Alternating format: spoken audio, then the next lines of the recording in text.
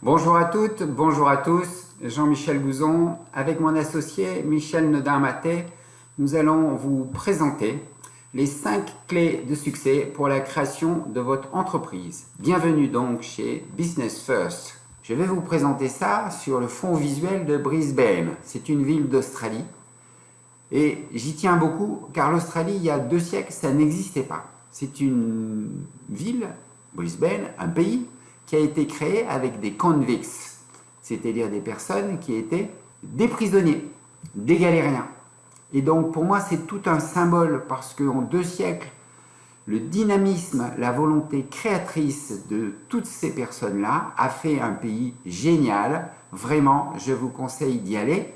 Et la tonicité de ce pays, c'est la tonicité que je vous souhaite pour la création de votre entreprise. Alors, l'Australie a démarré avec des convicts, donc je vais démarrer moi aussi avec quelque chose de plutôt négatif, mais c'est pour pouvoir mieux rebondir vers le succès pour votre entreprise. Ce qui est négatif, c'est que 9 entreprises nouvellement créées ferment dans la première année. Et le pire, c'est que 9 créateurs sur 10 ne savent pas pourquoi avant de se lancer. Alors, j'ai décidé, avec Michel, de vous proposer et de vous présenter pourquoi. Et aussi de vous dire comment faire pour éviter d'être dans ces 9 sur 10. Il faut être dans ceux qui réussissent, évidemment. Il y a 4 raisons essentielles qui font échouer les créateurs. Alors, ce ne sont pas celles dont on parle habituellement, ce n'est pas le manque de foi en leur projet, ils sont à fond dedans, ce n'est pas le manque d'implication personnelle, ce n'est pas la faiblesse de leur idée, et même une idée un peu faible menée à bien, ça peut donner une très grande réussite. C'est rarement l'environnement familial et amical qui les fait rater, parce que ça les soutient plutôt. Alors, quelles sont ces raisons essentielles? Arrivons-en au fait. La première d'entre elles, c'est que le créateur n'a pas assez de temps pour tout faire. L'Australie s'est fait en 2 siècles, mais vous, pour créer votre entreprise, vous n'avez pas ce temps-là. Alors que vous devez tout faire vous-même, le créateur, il a une foule de choses qui n'étaient pas prévues. Il n'a pas d'écosystème pour l'aider, de gens qui savent dans les sujets où il est moins bien, comme une grosse entreprise avec ses fournisseurs ou ses partenaires. Il n'a plus le temps de distinguer l'essentiel de l'accessoire. Et ça, c'est dommage, car un créateur, c'est un dirigeant d'entreprise qui doit se concentrer sur l'essentiel. Et du coup, il se lance sans être suffisamment prêt. Il le sait, il s'en doute, mais les conséquences vont être importantes parce qu'il essuie les plâtres et ça lui fait perdre encore plus de temps. Il se fait doubler alors par des sociétés qui sont plus expérimentées. Ce manque de temps est donc le premier problème du créateur. Le second problème, c'est qu'il manque d'argent, et de l'argent pour tenir jusqu'à ce que ça réussisse. Il ne sait pas évaluer le besoin de fonds de roulement. Même après quelques années de fonctionnement, certains dirigeants d'entreprise ne savent pas vraiment très précisément ce qu'est un BFR. Il ne sait pas évaluer et donc trouver le capital nécessaire. Son business plan n'est pas convaincant par manque d'outils crédibles. Il se lance donc sans avoir l'argent nécessaire pour décoller. Décoller, pensez à l'avion qui sur la piste de roulage prend de plus en plus de vitesse et à un moment donné décolle. Si vous n'avez plus de carburant avant la fin de la piste de roulage, vous décollerez jamais. Et le créateur, il est souvent, trop souvent, 9 fois sur 10, confronté à ce type de problème. Les petits retards creusent alors de grands trous dans sa trésorerie et il meurt par cessation de paiement prématuré. Ces 2 raisons, temps et argent, sont suffisantes pour planter une boîte. Et pourtant, il y en a 2 autres qu'il faut avoir en tête et que je vous cite. Le créateur n'a pas les bons outils et les bonnes méthodes. Il réinvente ce qui a déjà été maîtrisé par d'autres, comme comment activer efficacement les réseaux sociaux, comment définir un prix, bâtir une politique tarifaire, comment construire une démarche de vente gagnante. Tout ça, ça a déjà été outillé. Les méthodes ont été développées, écrites simplement. Où les trouver? Comment trouver les bonnes, celles qui vont vous faire gagner?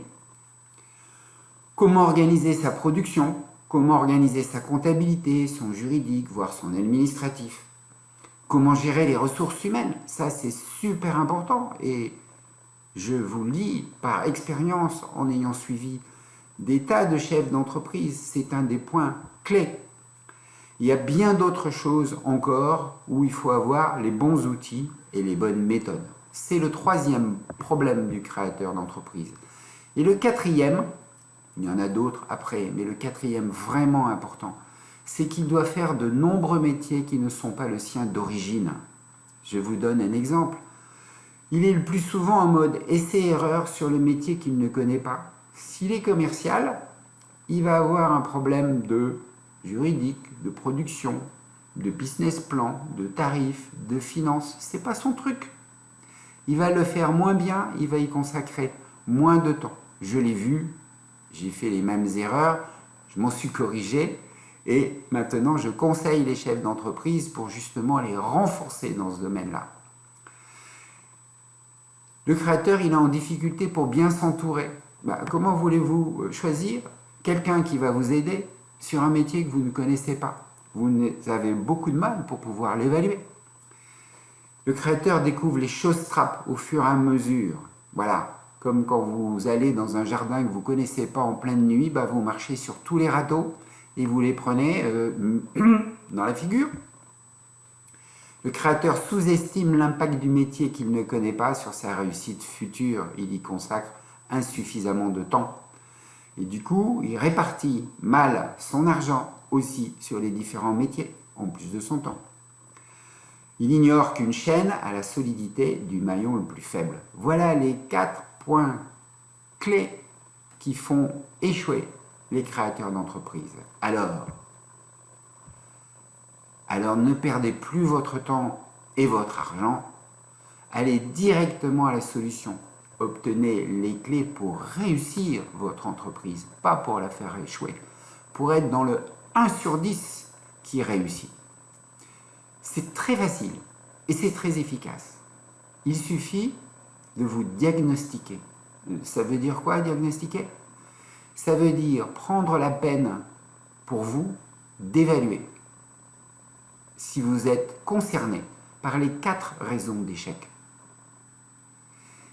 Et ce diagnostic, c'est quelles sont mes forces et mes faiblesses. C'est pas facile, me direz-vous, de s'évaluer tout seul, surtout sur des sujets que l'on connaît pas aussi bien que ça. Vous avez raison. Et c'est pour ça que Business First vous a concocté quelque chose pour vous, créateurs, développeurs d'entreprise. Business First vous offre les services d'un coach expert. Je suis coach expert, Michel Nodin est coach expert. Nous sommes à votre disposition. On vous prendra par téléphone, on vous aidera à définir vos forces et faiblesses. On a des quiz pour ça, on a de l'expérience, on l'a fait en live avec des dirigeants d'entreprise, en face à face. On va le faire par téléphone avec vous pour vous faire gagner du temps. Vous savez, le temps, le truc dont on manque beaucoup quand on veut développer une entreprise. Eh bien, demandez la séance de coaching expert gratuite. Oui, gratuite. Vous n'aurez rien à payer. Bon, peut-être à donner certainement votre email, votre numéro de téléphone, mais voilà, on est entre gens qui faisons du business. Et donc, vous voulez développer votre business, il faut que vous soyez identifiable. Business First a été créé pour vous. Et notre objectif, c'est 10 sur 10 de réussite. C'est pas 1 sur 10. Alors, vraiment, ne ratez pas votre chance de réussir. Allez-y. Allez-y, vite, tout de suite, un cadeau en plus pour un clic immédiat.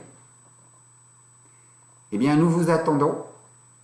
Nous vous souhaitons pleine réussite dans le développement de votre projet et à bientôt chez Business First.